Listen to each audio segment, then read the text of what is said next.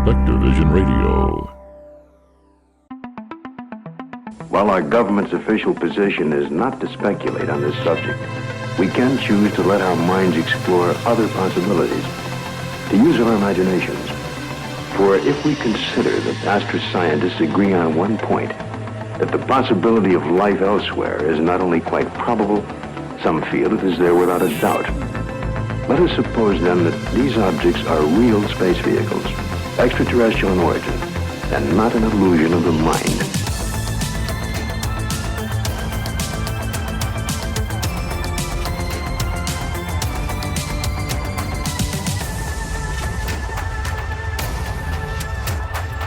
I'm Ryan Sprague, and you are now somewhere in the skies. Two hackers, a decade apart.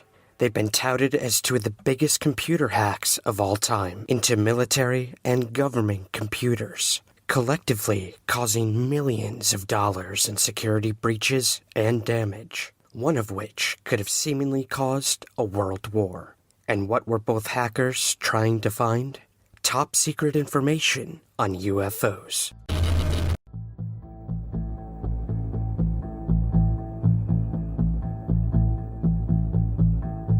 In 2001, Gary McKinnon, a systems administrator in the UK, made international headlines when it was discovered that he had breached the security defenses of NASA, the Defense Department, and several military computer networks. After months and months of hacking, he'd found his way into some of the most secretive databases in the United States. His goal? To find evidence of suppressed technologies and information about UFOs. With alarmingly weak security, McKinnon sifted through digital data, looking for anything that stood out. Amongst ambiguous images of possible space anomalies and convoluted programs, something caught his attention.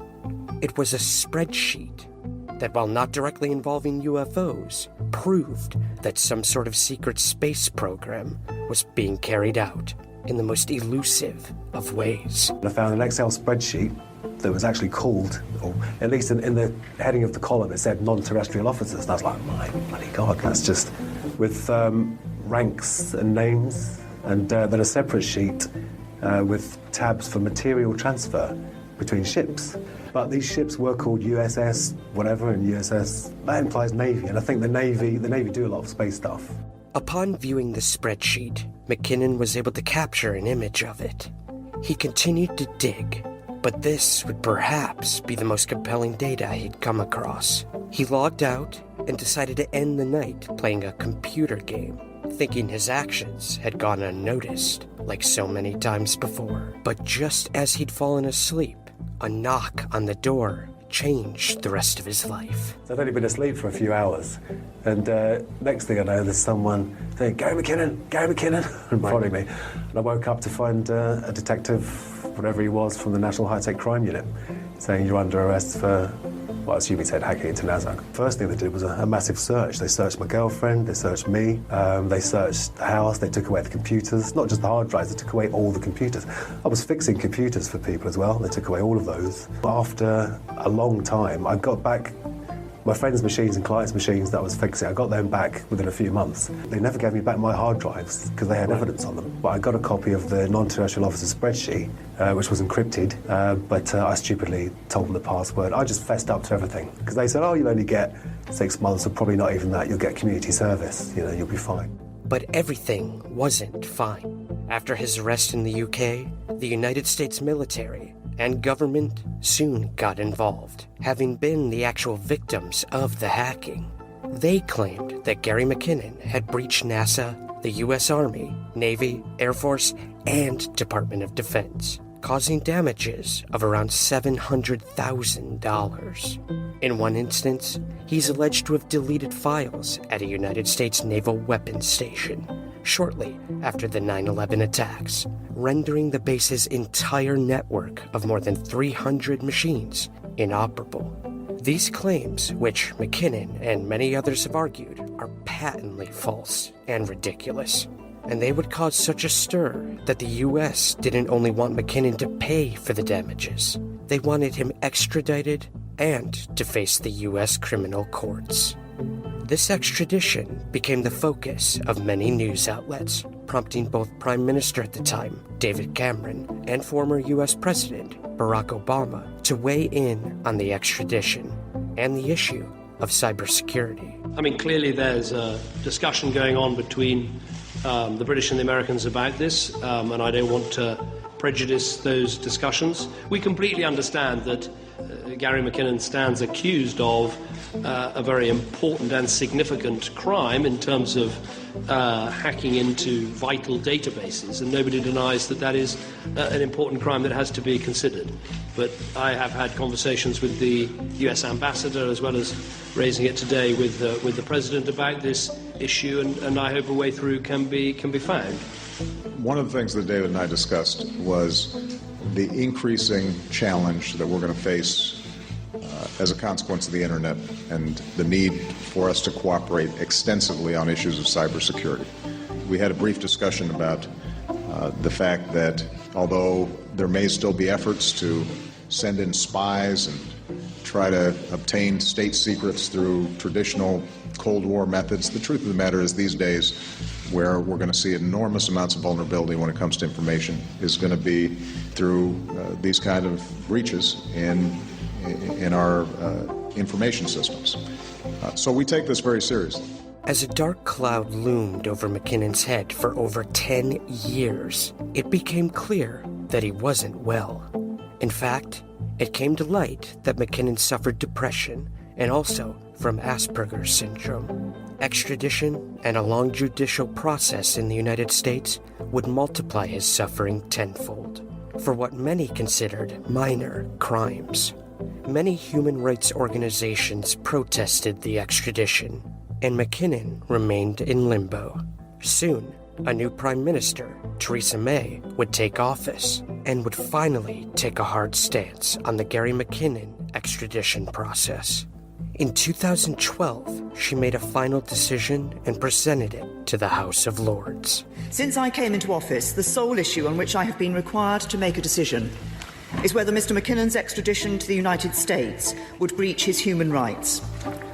Mr. McKinnon is accused of serious crimes, but there is also no doubt that he is seriously ill.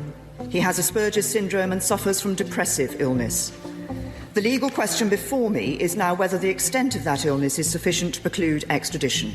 As the House would expect, I have very carefully considered the representations made on Mr. McKinnon's behalf, including from a number of clinicians, and I have taken extensive legal advice. After careful consideration of all of the relevant material, I have concluded that Mr. McKinnon's extradition would give rise to such a high risk of him ending his life that a decision to extradite would be incompatible with Mr. McKinnon's human rights. I have therefore withdrawn the extradition order against Mr. McKinnon. After this decision, which the U.S. was clearly not in favor of, all charges against McKinnon were dropped. An outstanding extradition warrant remains for him in the U.S., but it doesn't seem to bother McKinnon much.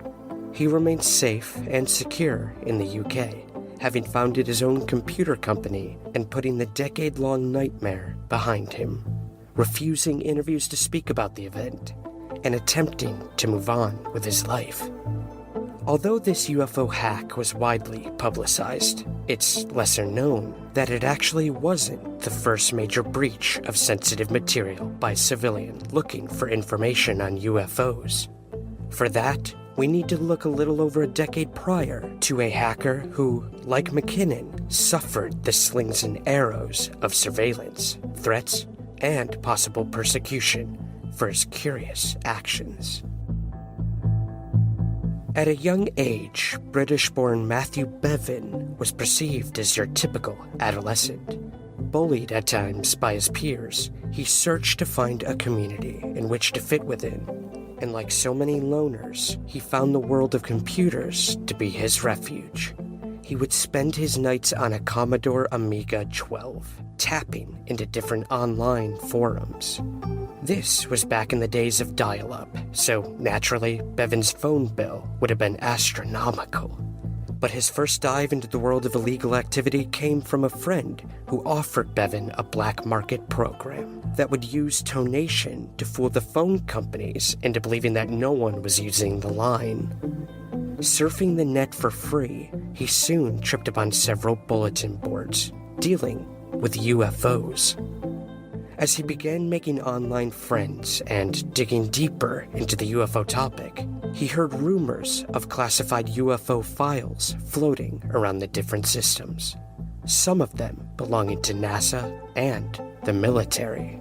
And soon, Bevan went from being an outcast in the real world to being a hacking prodigy in cyberspace. But his hacks would not go unnoticed, and it soon landed him in the public eye. Good evening. A computer hacker who caused a huge security scare in the United States has spoken for the first time about how he did it. Matthew Bevan from Cardiff was acquitted on Friday of tampering with top-secret American Air Force computers, but he's accused the American military of terrifying incompetence. Known by his handle, Kuji, Bevan's first major hack in 1994 was that of a program called Flex, Force Level Execution. This was at Rome Laboratories, located on Griffiths Air Force Base in upstate New York. As he chiseled his way deeper into the system, he realized that with just a few more days, he had the potential to single-handedly launch missiles from the base. Wisely, he decided to veer his focus away from warfare and concentrated solely on trying to find any information related to highly advanced aircraft. Searching for space-related activity, he first looked at Goddard Space Center. At the time, it was just another machine, and I'm looking through it, and I'm finding all these interesting things about space stations and about artificial intelligent battle simulators and battle planners, and, you're reading things about statistics from accuracy of missiles during the Gulf War. Now, this is at a time when none of that was public. You've got people saying, 80% accuracy, we sent the missiles down and they flew down the streets and took their target out. And I'm reading things saying 12, 14% accuracy, which I thought of it more at the time. That would have been very, very useful information to the press. But for me, I'm just a kid. I'm just playing on these systems. I'm going, that's not very interesting to me. And, there's some code on here that suggests you can detonate nuclear weapons with it, but I'm not interested in that either. I'm just looking for stuff like UFOs and any sort of conspiracies. He began to download and copy dozens of files that he had found about space-related technology. But this didn't seem to be enough to satisfy Bevan's appetite, and he then shifted his focus to a base that held a hefty reputation for supposedly storing the wreckage of a downed UFO. Wright-Patterson Air Force Base, located near Dayton, Ohio, contained much lore within the confines of its secretive walls. But this didn't stop Bevan from finding his way in through the digital back door. After learning that Project Blue Book was created and housed in Wright-Patterson, Bevan began searching endless files for anything that may have to do with the famous Roswell incident of 1947. As he continued digging, he was surprised to discover that one of the system's accounts wasn't even password protected. This was almost becoming comical to Bevan as to how simple it was to get in, almost like a game he was now playing to not get caught. What I eventually was charged with was Rome Laboratories in New York and Wright-Patterson Air Force Base in Ohio.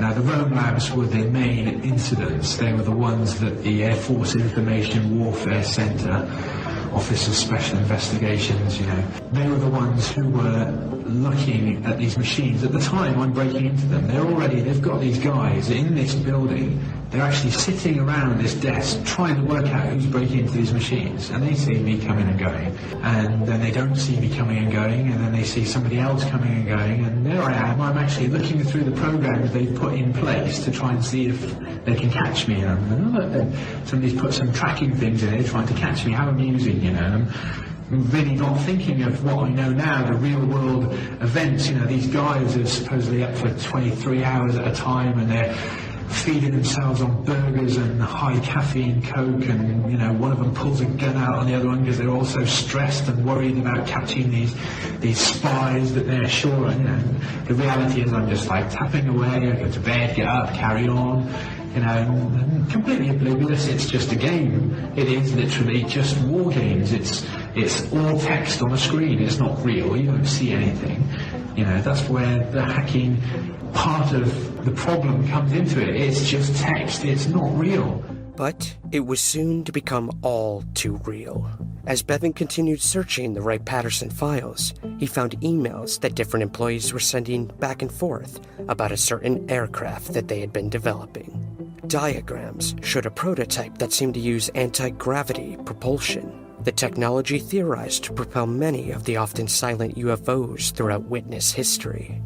With this speculative information, Bevan hastily found his way out of the Wright-Patterson systems and thought he was in the clear, having swooped in and out like a ghost. But what he didn't know was that his actions were being meticulously monitored, much closer than he'd anticipated. This is when his life took a nasty turn, with a little help from both local and governmental authorities. It was now 1996, and Bevan was comfortably employed at an insurance agency doing computer work in his hometown of Cardiff, Wales. Everything seemed to be going swimmingly for him, until the day he was called into the office of one of his superiors. But his superiors were nowhere to be found when he arrived. Go open the door, there's like 8-9 guys standing in all black suits, and I'm just looking around like, okay, no big deal, you know, this is an insurance company after all. You go into the MD's office of a big company, what do you expect? And one of them just introduced Matthew Bevan, like, yes, and shaking my hand this time. We're placing you under arrest for the suspected hacking of NATO, NASA, various Air Force bases across the world. I'm like, oh gosh, okay. So then they take me back out to my office and they start asking me all these questions about my computer system, and these guys just introduced themselves to me, telling me that they're arresting me. They're from SO6, Special Operations 6, Computer Crime Unit, linked to MI6, and they're basically Scotland Yard guys, but they're quite heavy on the computer crime side of things, you know, and this was their big break. They finally got a big one, you know. They didn't have a lot of these little cases. They seem to have this knack of losing them. And they finally got this big case that they could really get their teeth into, get their budgets up to prove, you know, the UK's great, we can catch these hackers, you know, because there was talk about extradition to the States, and there was a lot of political wrangling that was done in the background to ensure what was done where. Luckily for me, they made the right decision. Hey guys, Ryan Sprague here from Somewhere in the Skies. The podcast has always been and always will be completely free for you to listen to. But creating it every week takes a lot of time, research, and resources. And to be honest, it's just never been free for me to create. That's why we built a few simple ways for you to help support the show and keep it going strong. You can join us over on Patreon or through Apple Premium. Both offer the same awesome perks. Ad-free episodes, early access to new content, exclusive bonus shows, and even priority to ask our guests your listener questions. It's a quick and easy way to support what we do for just a few bucks a month. And right now, you can even try Patreon for free for a week to see if it's right for you. To learn more and to join, head over to patreon.com/somewhereskies. That's patreon.com/somewhereskies. Or hit that subscribe button right at the top of your Apple Podcast feed. Thank you so much for listening, for supporting, and as always, keep looking up.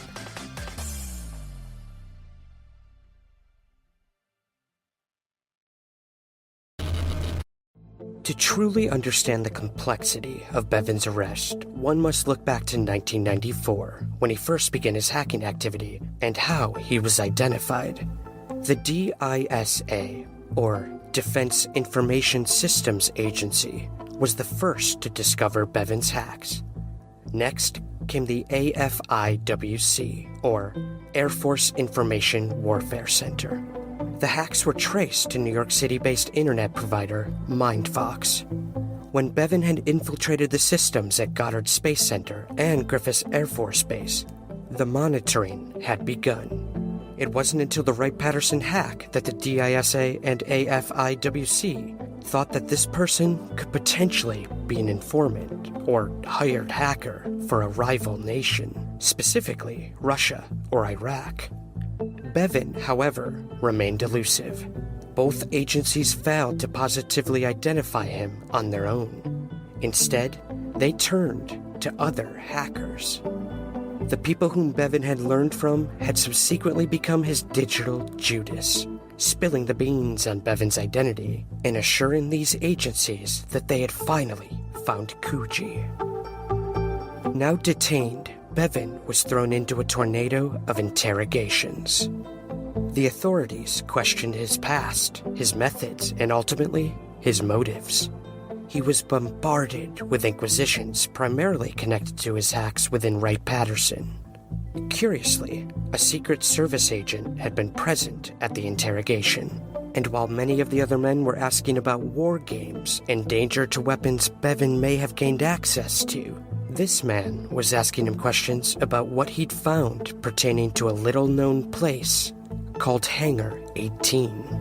Certain names associated with that computer system and other UFO folklore seem to combine. In my police interview, I was asked about these things that, when I said, yes, I know about that, I definitely hacked that one, and I saw this anti-gravity engine, they say, so you didn't see anything? I say, yeah, the anti-gravity engine. And they went, okay, and carry on, and it's never mentioned again until we get a Secret Service agent, the same person who's come over on another occasion, who's talking about, yes, we know Matthew has never had any malicious intent, he was just after UFOs at Hangar 18. And Hangar 18 was a strange thing. Everyone says Area 51 when they talk about UFOs, but, you know, if you take it back, Hangar 18, UFO folklore, Hangar 18, known as Building 18, at a place called Wright Field, which is where the big Roswell crash is supposed to have been taken to. You start going, hang on a minute, what's going on here? Why are the police asking me about Hangar 18? Why is the Secret Service agent mentioning about Hangar 18? Why is all this weird UFO-style anti-gravity engine nonsense that's coming from this machine? From the place that's actually named in the main Roswell crash as where the pieces were taken to, you start thinking, that's quite interesting. And it'd be interesting to see where it all ties up. It may be just military testing. It may not. It could be information that's put there deliberately for me or somebody like me to find, a good old disinformation exercise. Or it could be that last little crack of evidence that somebody went, oh, we didn't leave it on that machine, did we? You know, you never know. You never know. As the pressure rained down on Bevan, he gave his honest answers. And he was asked point blank if he had any political motivations, in which he replied he had none. Clearly, this was boiling down to a case of espionage and possible military implication. Bevan remained truthful, explaining that he was simply searching for information pertaining to UFOs. With this, the authorities began to ease down, their tone becoming a bit more light as they began to peg this hacker as nothing more than an X-Files idiot. Even if Bevan's motives were far more innocent than the authorities had first inferred, he had still committed illegal activity, and there had to be a decision on how to prosecute him for his crimes. The United States wanted him extradited and put into prison, but in order to do so, the UK authorities needed specific information from the Americans about what Bevan had discovered.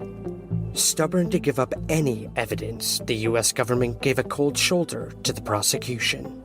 And because of this, The entire case against Bevan was dropped in 1997. After almost 2 years of monitoring, tracking down sources, and eventually nabbing their man, the U.S. government hypocritically let him go, with nothing more than a stern slap on the wrist. If Bevan ever stepped foot on American soil, he'd be arrested on sight. With the case against him swept quietly under the rug for decades, Bevan went on with his life, never forgetting about the detailed chain of events that could have landed him in prison, perhaps for the rest of his life. But in the wake of Bevan's case now being in the public eye, cybersecurity had a poster boy who seemingly could have caused immeasurable damage and danger to the world's military defenses, and could have even caused nuclear annihilation. All of which Bevan claims was propaganda, exaggerated beyond comprehension, simply to fuel the financial security of cybercrime units in the United States. So, in the end, this wasn't even about UFOs or anti-gravity propulsion. The threat of prison eventually came down to 15 years. 5 years per each sentence maximum. Now nobody's ever been sentenced like that. But, this was government stuff. And there's a good chance that if I could have been the scapegoat or the example, then I would have. And I think every opportunity was taken to try and make me that. Reality is I get less for killing somebody. When it comes down to it, if I could get 15 years for breaking into a military system and get 12 years for killing somebody, if that, get out in 8 or something, then it makes me suggest, well, that just shows how the system works. People's lives mean nothing. Business is money. Information is money, and money is power. People don't mean anything, and that's the way the law works. Bevan's memories of the events would eventually come back to haunt him in the form of Gary McKinnon, being charged with almost identical hacking activities under the handle Solo. McKinnon's extradition loomed in the air for a painfully long time. Had McKinnon learned anything from Bevan, perhaps he wouldn't have even attempted to play with digital fire. And perhaps the race to uncover UFO information both hackers were ultimately chasing after would have eventually caught up to them. But in the end, Bevan was the first to see through the legal system how unbelievably flawed it was when dealing with hackers, and perhaps even more importantly, how easy it was to gain access not only to UFO information, but with a few simple keystrokes, the entire annual budget of government-funded cybersecurity. So, in the eyes of Bevan, what exactly was the moral to this crazy string of events? Whatever you do, don't do it now. If you do it now, you will be screwed. New laws are in place to deal with terrorists. Our civil liberties have been stripped from under our noses in the guise of security and looking after us. But I think people don't realise that hacking now is classed as a terrorist offence. A suspected terrorist. I've broken into somebody's computer system. I could be held indefinitely without trial. And great, send me to Guantanamo Bay. I don't know. I was very lucky that computer laws were in place, but they were so airy-fairy, and what I was doing was not malicious. It's been agreed by all sides. I never did anything for financial gain. I never did anything malicious. I never destroyed data.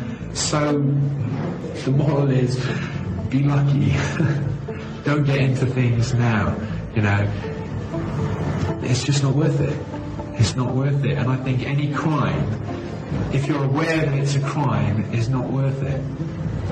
When you're a kid, you're an adolescent, you jump over ravines, you climb trees that are 20 foot, 30 foot high, and you jump out of them because you're a kid and you won't get hurt. When you're hacking, you won't get caught. You're invulnerable. When you're a bit older, you don't climb trees, you don't, run up and down the street and do whatever that you did when you're a kid, because there's consequences. And I think the moral is, when maybe you should be very careful. Either way, these men, although arrogant in their own ways, paved a path for civilians who will stop at nothing to uncover a truth that they feel is being so deeply hidden from the public.